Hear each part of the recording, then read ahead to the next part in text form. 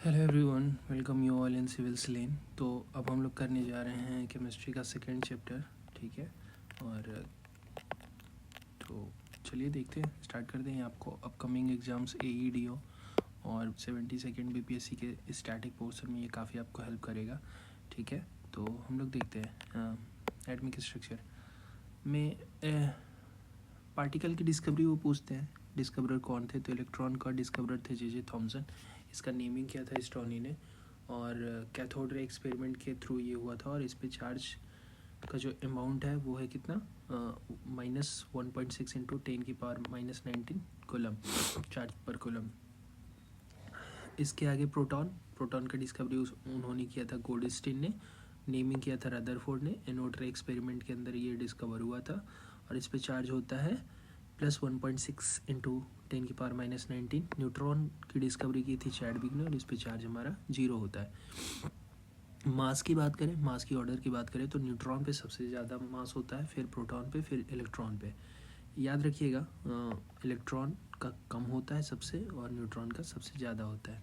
Mass number से वो सवाल पूछते हैं। Mass number is equal to क्या होता है, ए से इसे रिप्रेजेंट करते हैं P+N। P जहाँ पे हमारा क्या है, नंबर ऑफ प्रोटॉन, और N है नंबर ऑफ न्यूट्रॉन। जैसे सोडियम में मास नंबर 23 है, तो इसमें प्रोटॉन कितना हो गए, 11 हो गए, और न्यूट्रॉन कितने हो गए, 12 हो गए। तो ऐसे आप वो इंटर रिलेशन से ना वो पूछते हैं, लाइक कि इसमें नंबर ऑफ़ इलेक्ट्रॉन बताओ, ऑप्शन में दे देते हैं। खैर वो हम लोग देखेंगे। आप इससे रिलेटेड और भी वीडियोस और क्वेश्चंस चेक कर सकते हैं टेलीग्राम में दिए गए चैनल पे। चलिए, एक सवाल वो पूछते हैं ना कि ये आइसोटोप्स जो होते हैं, आइसोटोप्स में क्या सेम होता है, प्रोटॉन सेम होता है, इलेक्ट्रॉन सेम होता है। तो ये ट्रिक से याद रखिएगा कि टोप्स में ये हमारा P आता है, तो उससे क्या करेंगे हम लोग, same number of proton. Isotones में N आता है, तो न्यूट्रॉन का नंबर सेम होता है। आइसो बार में B आता है, यानी B for both proton and neutron का नंबर सेम होता है। ठीक है, फिर आइसोमर है और आइसो इलेक्ट्रॉनिक है। आइसोमर्स में ये मॉलिकुलर फार्मूला का सिमिलर होता है, और आइसो इलेक्ट्रॉनिक में नंबर ऑफ इलेक्ट्रॉन सेम होता है। जैसे आप नीचे देख सकते हैं, same number of electron in सब में होगा। ठीक है, जैसे इसमें 14 होंगे और इसमें 16 होंगे। ठीक है, चलिए, तो ये विबग्योर का वाइट रे एक्सपेरिमेंट का, स्प्लिट एक्सपेरिमेंट का आपको पता ही है कि सबसे ज़्यादा डेविएशन होता है वायलेट का, और सबसे कम डेविएशन होता है रेड का। ठीक है, और इसे वापस से अगर प्रिज्म से पास करवाते हैं ना, तो इसका ऑर्डर, विबग्योर का ऑर्डर रिवर्स हो जाता है। ये चीज़ आप याद रखेंगे। ठीक है, कि radio wave, gamma ray, X ray, UV रे, विजुअल, आई, माइक्रो रेडियो। तो लैम्डा वेवलेंथ आप देखेंगे कि जब हम इधर से कॉस्मिक रे से, गामा रे से रेडियो वेव की तरफ बढ़ते हैं, तो हमारा क्या होता है, वेवलेंथ इंक्रीज करता है। ठीक है, वेवलेंथ इंक्रीज कर रहा है इस डायरेक्शन में आने में। ठीक है, और फ्रीक्वेंसी और एनर्जी इस डायरेक्शन में आने में घट रहा है। ठीक है, फ्रीक्वेंसी और एनर्जी इस डायरेक्शन में आने में घट रहा है।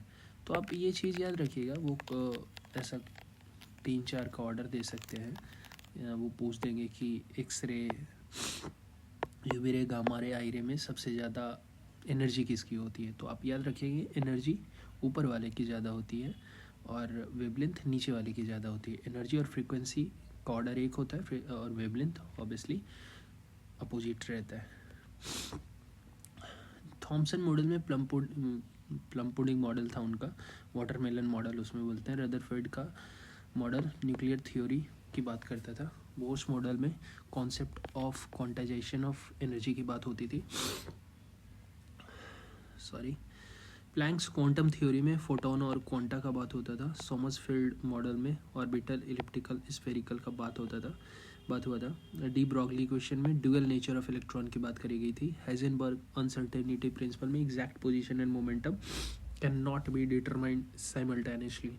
श्रोडिंजर वेव इक्वेशन में वेव नेचर ऑफ इलेक्ट्रॉन की बात की गई थी।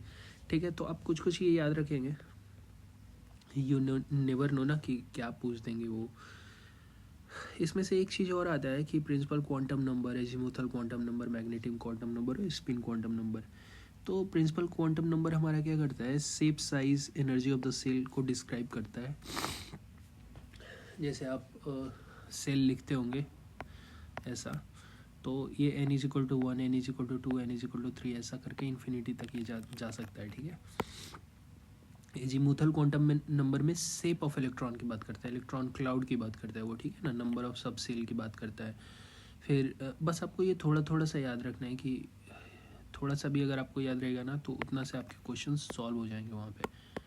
इसके बाद मैग्नेटिक क्वांटम नंबर की बात करें तो ओरिएंटेशन ऑफ सब सेल की बात करता है, और स्पिन क्वांटम नंबर की बात करें तो इलेक्ट्रॉन किस तरह से स्पिन कर रहा है, अगर +½ है तो क्लॉकवाइज और -½ है तो एंटी क्लॉकवाइज, ठीक है। तो ये हम लोग आज यहीं तक रोकते हैं, फिर कंटिन्यू और भी आपको वीडियोस मिलेंगे पीरियोडिक टेबल, और इससे रिलेटेड अगर आपको क्वेश्चंस प्रैक्टिस करने हैं ना तो आप टेलीग्राम चैनल पे चेक कर सकते हैं। हम लोग वहाँ पे डेली